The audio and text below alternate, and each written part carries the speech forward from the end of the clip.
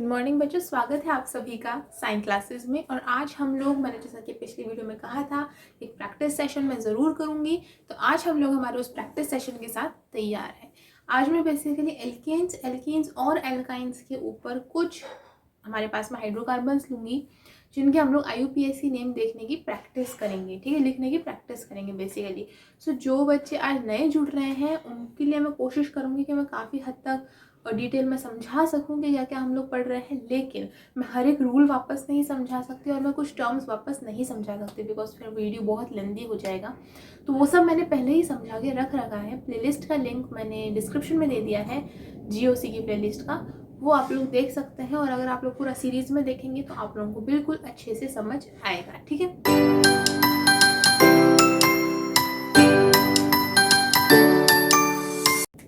चलिए पहला एग्जाम्पल लेते हैं हम, हमारे सामने क्या है। सो फर्स्ट एग्जाम्पल मैं ले रही हूँ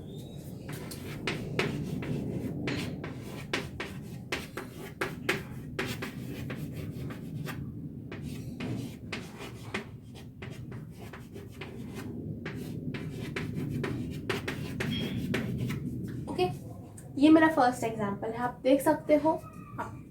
एक काम कीजिए, पहले तो आप लोग इसको लिख लीजिए एंड देन पॉज करके खुद इसका IUPAC नेम लिखिए। ओके, पॉज कर लीजिए वीडियो को और इसका IUPAC नेम लिखिए, खुद सोचिए क्या हो सकता है इसका IUPAC नेम, ठीक है। तो मैं अब करती हूँ इसे सॉल्व। सो जैसा कि आप लोग यहाँ पे देख पा रहे हो कि ये हमारे पास में एक एल्केन है। क्यों? क्योंकि इसमें सारे ही कार्बन सिंगल बॉन्ड से जुड़े हुए हैं, तो ये एक एल्केन होगा, ठीक है। तो इस एल्केन की IUPAC नेमिंग का फर्स्ट रूल होता है सेलेक्ट द लॉन्गेस्ट चेन और सेलेक्ट द पेरेंट चेन, जो कि लॉन्गेस्ट चेन होती है हमारे हाइड्रोकार्बन की। तो लॉन्गेस्ट चेन करने के लिए हम लोग एक एक चेन देख लेते हैं कि कौन सी सबसे लंबी बन रही है। सो अगर मैं देखूँ 1 2 3 एंड 4, ये 4 कार्बन की चेन है।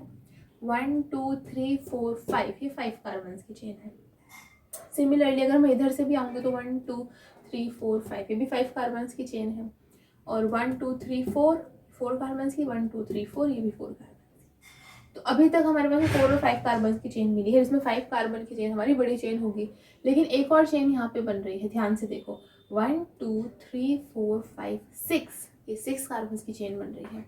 तो मैं इसको ज़रा एक बार बॉक्स में बंद कर लेती हूँ, या फिर इसको यहाँ से हटा दो, यही इसको पूरा को बंद कर लेते हैं, ठीक है।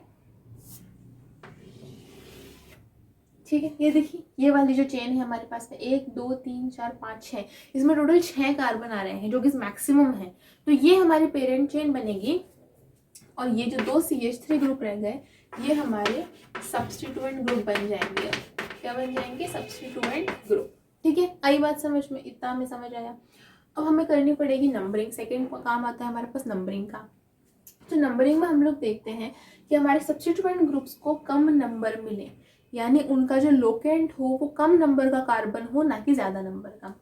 तो जब हम लोग नंबरिंग करें, अगर मैं यहाँ से नंबरिंग स्टार्ट करूँ तो 1 2 3 4 5 एंड 6। सो मैं देख रही हूँ कि इस CH3 ग्रुप को 3 नंबर मिल रहा है, इसको मिल रहा है 4 नंबर, ठीक है। अब मैं यहाँ से नंबरिंग अगर स्टार्ट करूँ, ये वाली नंबरिंग पर हटा देती हूँ, सॉरी ये तो सही था, ठीक है ना। सो 1 2 3 4 5 एंड 6। तो इस CH3 ग्रुप को 3 नंबर मिल रहा है और इसको मिल रहा है 4 नंबर, यानी दोनों ही सेम हमें लोकेंट मिल रहे हैं। तो मैं कोई भी नंबरिंग चूज कर सकती हूँ, ठीक है। तो लेट्स से मैंने यही वाली नंबरिंग चूज कर ली, ठीक है। तो अब इसको हटा देते हैं, मेरे पास कोई काम नहीं है। सो 1 2 3 4 5 6 नंबरिंग भी हो गई, चेन भी सिलेक्ट हो गई। अब बस मुझे नाम देना है। सो नाम देने में सबसे पहले का काम हम लोग करते हैं वर्ड रूट डिसाइड करना। तो भाई वर्ड रूट, चूंकि हमारे पेरेंट चेन के अंदर 6 कार्बन है, देखो 1 1 2 3 4 5 6, तो 6 के लिए हम लोग यूज करते हैं हेक्स। सो वर्ड रूट होगा हमारा हेक्स, ठीक है। इसके बाद आता है हमारा प्राइमरी सफिक्स, जो कि हमें ये बताता है कि हमारा ये एल्केन है कि एल्कीन है कि एल्काइन है। सो हम लोग जानते हैं कि ये एल्केन है, सो हमारे पास में प्राइमरी सफिक्स होगा एन, ठीक है। उसके बाद में बात आती है सेकेंडरी सफिक्स की, जो कि हमारे फंक्शनल ग्रुप प्रेजेंट होने में हम लोग लगाते हैं। क्योंकि यहाँ पे हमारे पास कोई फंक्शनल ग्रुप में लिया नहीं है मैंने, तो हम लोग इसको, कुछ होगा ही नहीं यहाँ पे लिखने के लिए। देन आता है हमारा प्राइमरी प्रीफिक्स, प्राइमरी प्रीफिक्स हमें बताता है कि भाई हमारा जो हाइड्रोकार्बन है वो साइक्लिक है, यानी चेन है, मतलब स्ट्रेट चेन है या फिर रिंग है। सो अगर रिंग होता है यानी साइक्लिक होता है तो हम साइक्लो लगा देते हैं, और अगर असाइक्लिक होता है तो हम लोग कुछ भी नहीं लगाते। तो हमारा वैसे भी असाइक्लिक है, साइकिल तो बन नहीं रही, तो ये भी हमारे पास नहीं होगा। Next come the secondary prefix. ये हमें हमारे सब्स्टिट्यूएंट ग्रुप के बारे में बताता है। सब्स्टिट्यूएंट ग्रुप हमारे पास में कौन से प्रेजेंट है? ये ग्रुप मैंने बताया था मिथाइल होता है, यहाँ पे भी सेम ही ग्रुप है मिथाइल। सो मिथाइल जो है ये हमारा सेकेंडरी प्रीफिक्स हो गया। अब इसको लिखना कैसे होता है? सबसे पहले वर्ड रूट और प्राइमरी सफिक्स को जोड़ो। सो क्या बनेगा नाम? हेक्सेन। हेक्स और एन को मैंने जोड़ दिया, ठीक है। वर्ड रूट के बाद प्राइमरी सफिक्स आता है, ठीक है। उसके बाद में अब इसके पीछे कुछ और आएगा नहीं, और इसके जस्ट आगे ये आना था लेकिन ये भी है नहीं, तो ये नहीं आएगा, मतलब ये आएगा सेकेंडरी प्रीफिक्स। सेकेंडरी प्रीफिक्स हमारा मिथाइल है, तो हम लोग लिखेंगे मिथाइल, स्मॉल से लिखना है मिथाइल, ठीक है। अब देखो, अब मेरे पास में मिथाइल एक तो है नहीं, दो मिथाइल है, एक ये वाला और एक ये वाला। तो मैं क्या करूँगी? मैं लिखूंगी डाई मिथाइल। मिथाइल के आगे एक और प्रीफिक्स जोड़ूंगी जो कि है डाई, डाई मिथाइल, ठीक है। ये मैंने बताया था आप लोगों को। उसके बाद में अब मुझे इस मिथाइल की पोजीशन भी मेंशन करनी पड़ेगी कि बेसिकली कौन कौन से कार्बन से जुड़े हैं ये दोनों मिथाइल। सो मैं देख पा रही हूँ कि एक मिथाइल जो है वो हमारा थर्ड कार्बन से जुड़ रहा है। देखो ये थर्ड कार्बन है, इससे ये मिथाइल जुड़ा है, और दूसरा मिथाइल फोर्थ कार्बन से जुड़ रहा है ना। सो कौन कौन सी पोजिशन पे है? 3 और 4 पे। सो मैं लिखूंगी 3,4 और फिर लगा दूंगी एक डैश। तो 3,4 डाई मिथाइल हेक्सेन, ये हो गया मेरे इस कंपाउंड का IUPAC नेमिंग, ठीक है। इजी था, समझ में आया? सो देखिए नेक्स्ट में क्या ले रही हूँ।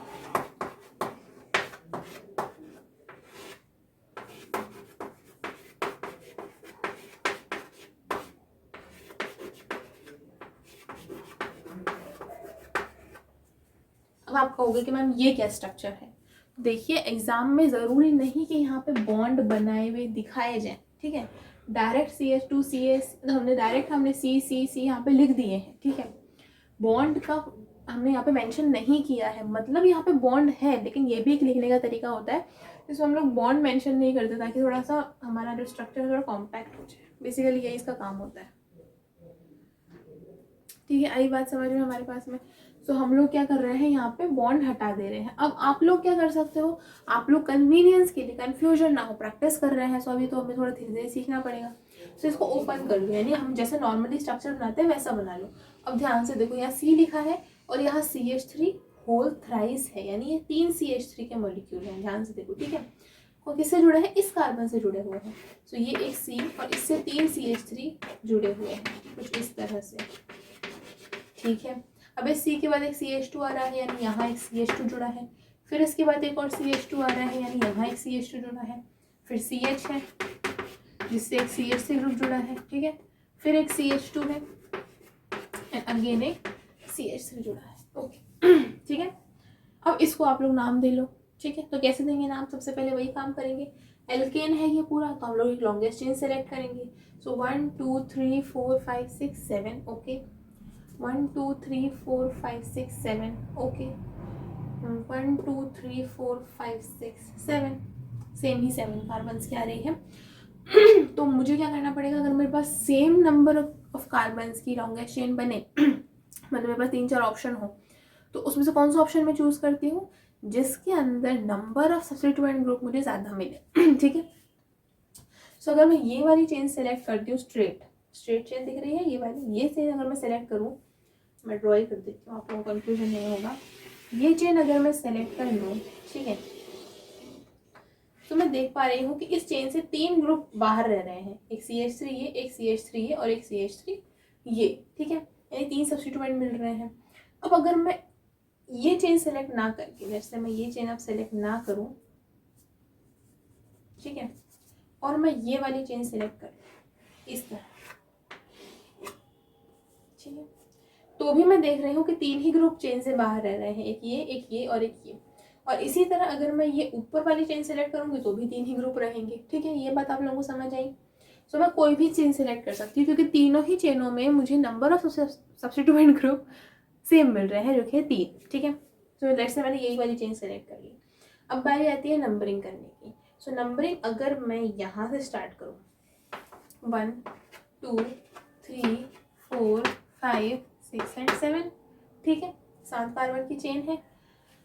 2 CH3 ग्रुप इस सेकेंड कार्बन से जुड़े हैं, यानी कि मैं लिखूंगी 2,2। 2 CH3 ग्रुप सेकेंड कार्बन से जुड़े हैं और तीसरा CH3 ग्रुप 5वें कार्बन से जुड़ा है, सो 5, ठीक है। अब लेट्स से मैं यहाँ से नंबरिंग करती 1 2 3 4 5, ये 6 होता और फिर ये 7 होता, ठीक है। सो मैं देखती कि यहाँ पे एक CH3 ग्रुप थर्ड कार्बन से जुड़ता, अगर नीचे वाली नंबरिंग की बात हो रही है, ठीक है, तो एक CH3 ग्रुप थर्ड कार्बन से जुड़ता तो मैं लिखती 3, और 2 CH3 ग्रुप छठे कार्बन से जुड़ते हैं तो 6,6। अब आप सिंपल सा देख पा रहे हो, नहीं देख पा रहे हो तो भी समझ सीखो। 2 + 2 4, 4 + 5 9, ओके। 3 + 6 9, 9 + 6 15। कौन कम है? 9 कम है। 15 क्या है? ज़्यादा है। 9 कम है। तो जो कम वाली है हम वो नंबरिंग चूज करेंगे, यानी कि ये जो पहले वाली नंबरिंग थी, यहाँ से हमने चेन स्टार्ट करी थी, ये नंबरिंग सही थी और ये नंबरिंग हमारी गलत, ठीक है। तो हमने हमारी नंबरिंग इस तरह सेलेक्ट करी। ये तरीका होता है नंबरिंग सेलेक्ट करने का। आप लोग सिंपली सम करके देख लीजिए, जो कम आ रहा है वही हमारी नंबरिंग होगी, ठीक है। ओके, नंबरिंग कर दी, चेन भी सिलेक्ट हो गई। अब हमारे पास में डायरेक्ट नेम देने का काम आ जाता है, ठीक है। सो मैं ऊपर वाला स्ट्रक्चर तो हटा दे रही हूँ। अब नाम आप लोग एक बार देके देखो, इस वीडियो को पॉज करो और इसका नाम दो आप लोग, ठीक है। दे दिया नाम, ओके। अब देखते हैं सही है कि नहीं आपका।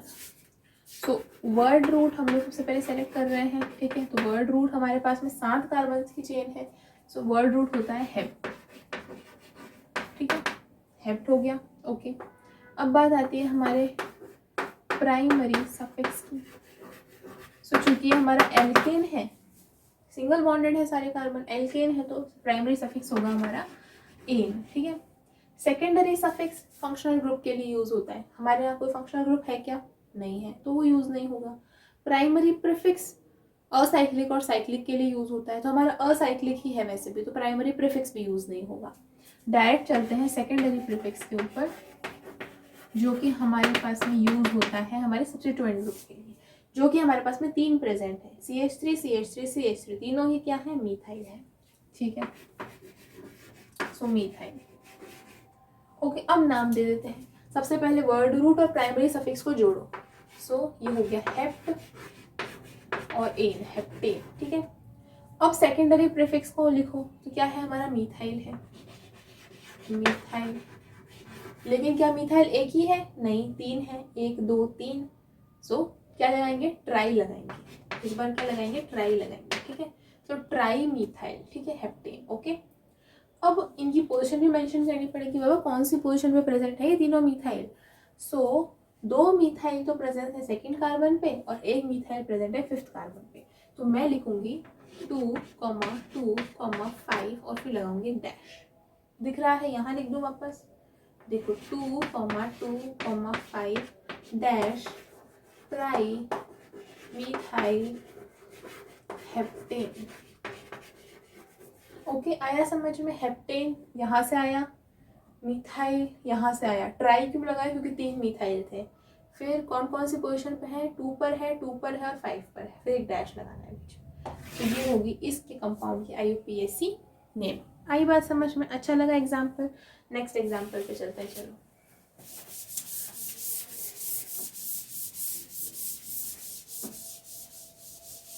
सो देखिए, ये है हमारे पास में हमारा एल्कीन। सो इस एल्कीन के अंदर हम लोग देख पा रहे हैं कि अब एल्कीन का सबसे पहला रूल क्या होता है, मुझे बताओ। एल्कीन का सबसे पहला रूल होता है कि हमें एक लॉन्गेस्ट चेन तो सेलेक्ट करनी है, लेकिन डबल बॉन्ड उसमें प्रेजेंट होना चाहिए, ये हमारा रूल होता है। सो यहाँ पे अगर मैं देखूँ तो मुझे एक ऐसी लॉन्गेस्ट चेन सेलेक्ट करनी है जिसमें मेरा डबल बॉन्ड प्रेजेंट हो, ठीक है।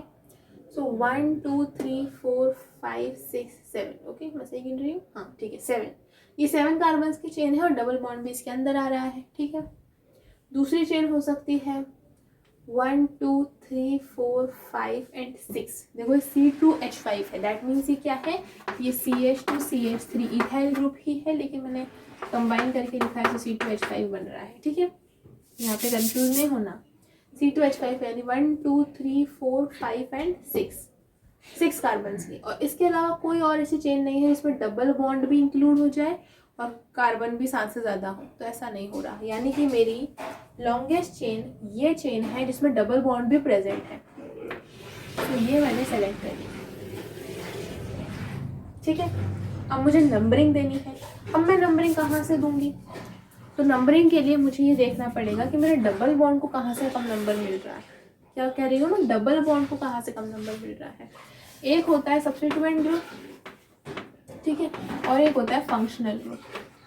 सो प्रायोरिटी फंक्शनल ग्रुप को दी जाती है, ना सब्स्टिट्यूएंट ग्रुप को, अगर दोनों प्रेजेंट हो तो। ठीक है, और जो डबल बॉन्ड है ये हमारा फंक्शनल ग्रुप है, और CH3 CH3 C2H5 ये सब हमारे सब्स्टिट्यूएंट ग्रुप हैं। तो प्रायोरिटी किसको मिलेगी? डबल बॉन्ड को मिलेगी। यानी हमें कम नंबरिंग की प्रायोरिटी, कम नंबर देने की प्रायोरिटी हमें डबल बॉन्ड को देनी है। तो आप ये नहीं कह सकते कि मैम मैं यहाँ से नंबरिंग स्टार्ट कर दूँ, क्या यहाँ से इनको कम नंबर मिलेगा? वैसे नहीं, वैसे सेम ही मिलना है दोनों साइड से करने पर, लेकिन फिर भी हम लोग यहाँ से नंबरिंग स्टार्ट करेंगे क्योंकि डबल बॉन्ड को यहाँ से कम नंबर मिलेगा।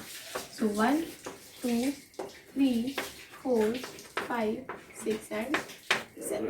ठीक है, आया समझ में? ओके, अब क्या करना है? अब नाम देना है, अब कुछ नहीं करना, अब सिर्फ नाम देना का बचा है। ठीक है, सो वर्ड रूट हमारे पास में क्या होगा? सो वर्ड रूट, चूँकि हमारे पास में 7 कार्बन है, सो वर्ड रूट हो जाएगा हेप्ट। ठीक है, अब बारी आती है हमारे प्राइमरी सफिक्स की। सो प्राइमरी सफिक्स हमारे पास में क्या होगा? इस बार डबल बॉन्ड प्रेजेंट है, एल्कीन है, सो डबल बॉन्ड है नहीं है, क्या होगा प्राइमरी सफिक्स? ईन होगा। क्या होगा? ईन होगा। वापस से हमारा सेकेंडरी सफिक्स और प्राइमरी प्रीफिक्स नहीं है, मैंने बता दिया क्यों नहीं है। ठीक है, बारी आती है सेकेंडरी प्रीफिक्स की। ठीक है, सेकेंडरी प्रीफिक्स में हमारे पास में कौन कौन से ग्रुप है इस बार? CH3 यानी मीथाइल, और C2H5 यानी इथाइल। सो मीथाइल भी है और भाई साहब इथाइल भी है। ठीक है, सो हम नाम देना स्टार्ट करो। हम लिखेंगे हेप्ट, वर्ड रूट। ठीक है, अब ईन है, डबल बॉन्ड है, डबल बॉन्ड एक फंक्शनल ग्रुप होता है या फिर सब्स्टिट्यूएंट, देखो फंक्शनल ग्रुप हो चाहे सब्स्टिट्यूएंट ग्रुप हो, दोनों को ही हमें उनकी पोजीशन को मेंशन करना पड़ता है कि वो कौन सी पोजीशन पे आ रहे हैं। CH3 ग्रुप हम लोग बता रहे थे ना कि कौन सी पोजीशन पे प्रेजेंट है, तो डबल बॉन्ड की भी पोजीशन हमें मेंशन करनी पड़ेगी कि ये कौन सी पोजीशन पे आ रहा है। ठीक है, सो ये कौन सी पोजीशन पे है? फर्स्ट कार्बन या सेकेंड कार्बन? फर्स्ट कार्बन, हमेशा कम वाले को चूज करो। ठीक है, तो फर्स्ट कार्बन पे डबल बॉन्ड प्रेजेंट है, हेप्ट के बाद मैं एक डैश लगाऊंगी, फिर लिखूंगी 1 जो कि इसकी पोजीशन है, फिर एक डैश लगाऊंगी और फिर लिखूंगी ईन। ये है करेक्ट नेमिंग। हेप्टीन मत लिखना, दिस इज नॉट राइट। कुछ लोग सोचते हैं कि हेप्ट 1 ईन और हेप्टीन में अंतर क्या है, बात तो सेम ही है। नहीं, IUPAC के according hept 1 in is correct. ठीक है, hept 1 in is correct. So hept 1 ईन हम लोग लिखेंगे, तो ये प्रॉपरली बता रहा है कि 7 कार्बन की चेन में फर्स्ट कार्बन से डबल बॉन्ड जुड़ा है। आई बात समझ में? और इन्फॉर्मेशन क्या चाहिए मुझे इनकी इन्फॉर्मेशन चाहिए सब्स्टिट्यूएंट ग्रुप की। ठीक है, सो यहाँ पे मिथाइल है और इथाइल है। अब बताओ ई पहले आता है कि एम पहले आता है? ABCD के अंदर ई पहले आता है, दैट मीन्स हम लोग इथाइल को पहले लिखेंगे, मिथाइल को बाद में लिखेंगे। आई बात समझ में? सो हम यहाँ से देख रहे हैं ना, सो यहाँ से इथाइल पहले आएगा, बाद में मिथाइल आएगा। ठीक है ना, सो इथाइल को पहले लिखना है। इथाइल की पोजीशन बताओ क्या है? फोर्थ कार्बन है, सो मैं लिखूंगी 4, फिर लगाऊंगी एक डैश और फिर लिखूंगी इथाइल। ओके, फिर लगाऊंगी एक डैश, क्या लिखूंगी अब मैं? मिथाइल की पोजीशन। मिथाइल एक 2 पर है और एक 4 पर है, फिर लिखूंगी 2,4, 2 मिथाइल है तो डाई, ये मिथाइल मेरा। ठीक है, और ये हेप्ट 1 ईन, ये इसका IUPAC नेम हुआ। समझ आया मैंने क्या किया? मैंने पहले इथाइल की पोजीशन क्यों मेंशन करी? क्योंकि बाबा IUPAC का रूल है कि भाई जो अल्फाबेटिकली पहले आता है उसको हम लोग पहले लिखते हैं। सो ई पहले आता है, सो ई हमने इथाइल को पहले मेंशन किया। पोजीशन उसकी मेंशन करनी है, फोर्थ कार्बन से जुड़ा हुआ है इथाइल, तो 4 लिखा है आगे। ठीक है, फिर मिथाइल को मेंशन करना है सेम तरीके से। डाई मिथाइल क्यों लिखा? 2 मिथाइल से, दोनों की पोजीशन एक 2 है एक 4 है। ठीक है, फिर हेप्ट हमारे 7 कार्बन की चेन है, 1 डबल बॉन्ड की पोजीशन, और ईन क्योंकि ये एल्कीन है। आई बात समझ में? सिंपल था, ये स्टेप वाइज जब आप लोग IUPAC नेमिंग करोगे तो बहुत आसान हो जाता है। कंफ्यूज नहीं होना कि पहले क्या करना है, पहले ये करना है कि क्या करना है, नहीं। सबसे पहले एक चेन सेलेक्ट करी, फिर उसको नंबरिंग देने के रूल्स को याद किया। धीरे धीरे प्रैक्टिस करने से ये रूल्स एकदम फ्लो में आ जाते हैं हमारे। आई बात समझ में? काम का आते हैं सारे छोटे छोटे कंपाउंड्स हैं ये, तो फंक्शनल ग्रुप आएंगे वहाँ बड़े काम आएंगे ये। फिर इनके नाम याद रखना एक टास्क होगा अपने आप में, ठीक है। तो नाम कैसे याद रहेंगे? जब हमारे पास में IUPAC का हथियार होगा। नाम देख के स्ट्रक्चर बनाना, स्ट्रक्चर देख के नाम लिखना, दोनों काम में आने चाहिए, ठीक है। अब देखो लास्ट में ले रही हूँ आप लोगों के सामने एक अच्छा एग्जाम्पल, ठीक है। मैंने ड्रॉ कर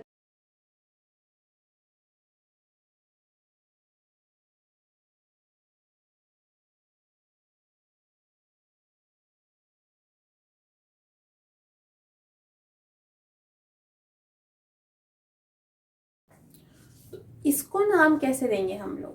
सो देखिए, ये स्ट्रक्चर हमारा ऑर्गेनिक कंपाउंड ही है। पहले तो मैं आप लोगों को बता दूं, ये मैंने कुछ अजीब सी चीज़ नहीं बनाई, ये हमारा हाइड्रोकार्बन ही है। ये तरीका होता है, ये लाइन स्ट्रक्चर होता है बेसिकली, है ना। लाइन की फॉर्म में हम लोग ऐसे बनाते हैं हमारे हाइड्रोकार्बन्स को, ठीक है। सो अगर मैं स्ट्रक्चर को देखूँ तो मैं आप लोगों को पहले स्ट्रक्चर पढ़ना बता देती हूँ कि इसको पढ़ते कैसे हैं, क्या करना है स्ट्रक्चर में। सो ये आपको लाइंस नजर आ रही है, 1 2 3 4, जितनी भी लाइंस आपको टुकड़ों टुकड़ों में नजर आ रही है ना, मुड़ रही हैं लाइंस, उन सभी लाइंस के एंड पर, ये एंड पर कार्बन बैठा है, ठीक है। कौन बैठा है? कार्बन बैठा है।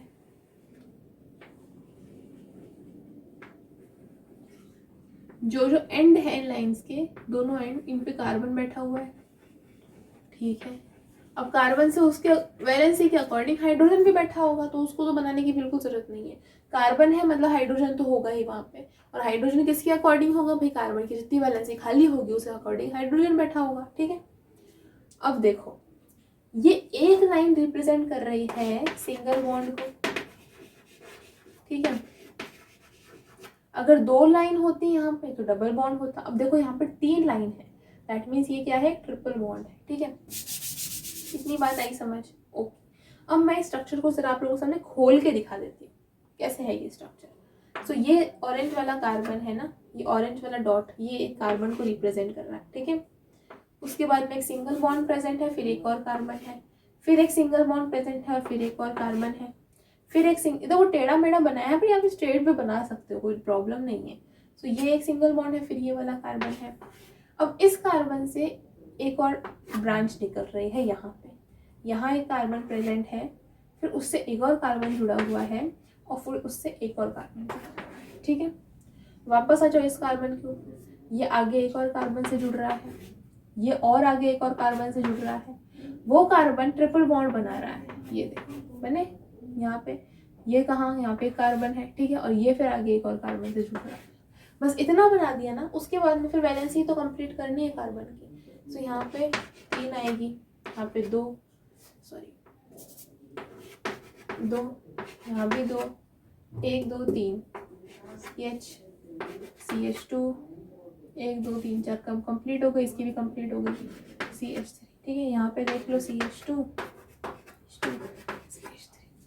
सो ये स्ट्रक्चर बेसिकली इतना लंबा स्ट्रक्चर है, थोड़ा कॉम्पैक्ट में हम लोग ऐसे बनाते हैं, ये इतना बड़ा है, ठीक है।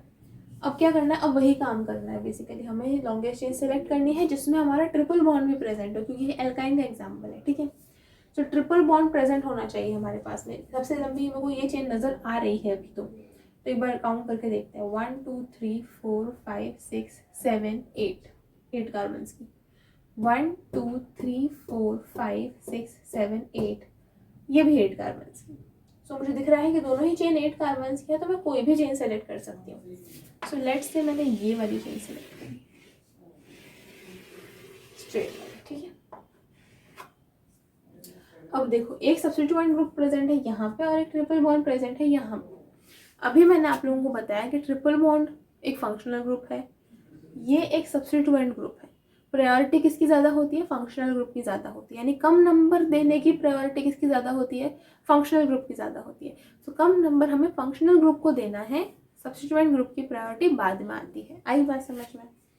सो देखो, अगर मैं यहाँ से नंबरिंग करूँ, सो 1 2 3 4 5 6 7 and 8, ट्रिपल बॉन्ड को 1 इस पे भी नहीं है, 2 सेकेंड कार्बन वाला ट्रिपल बॉन्ड है, सो 2 पर हमारा ट्रिपल बॉन्ड प्रेजेंट है, कम वाला चूज करना, 2 और 3 में से 2 चूज करना, ठीक है। ट्रिपल बॉन्ड कौन से पे है, 2 पर है। और जो ये वाला जो ग्रुप जुड़ा हुआ है, इसका नाम अभी बताएंगे हम आपको, ये ग्रुप 5th कार्बन से जुड़ा हुआ है, तो 2,5, ठीक है।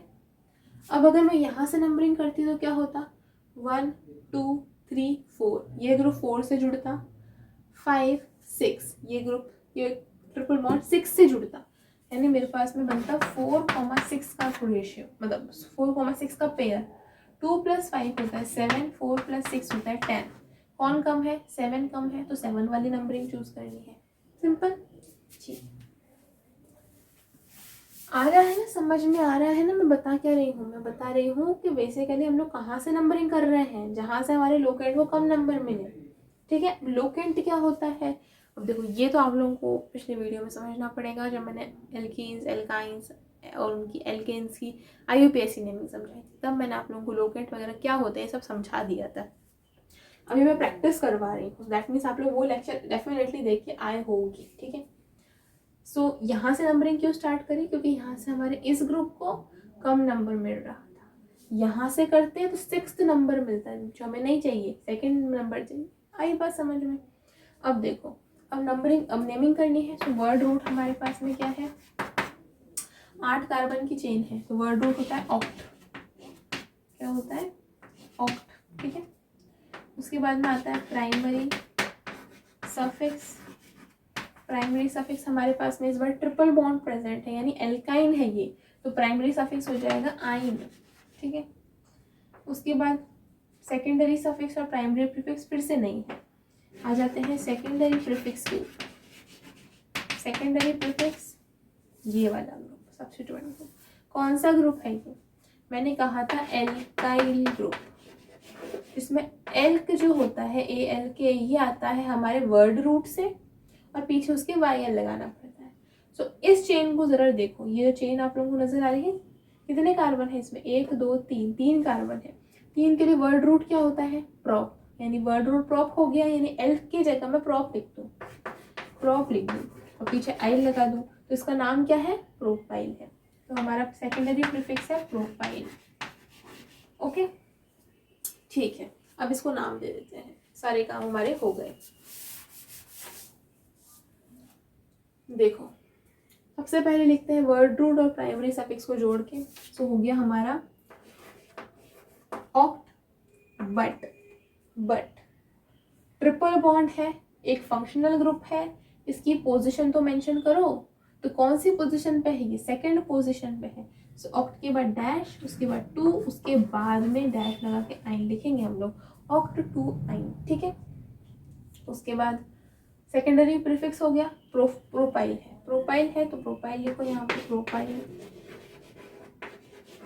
ठीक है। कौन सी पोजीशन पे प्रेजेंट है प्रोपाइल, 5th कार्बन पे, 5 डैश प्रोपाइल ऑक्ट 2 आइन, ये है इसका UPSC नेमिंग।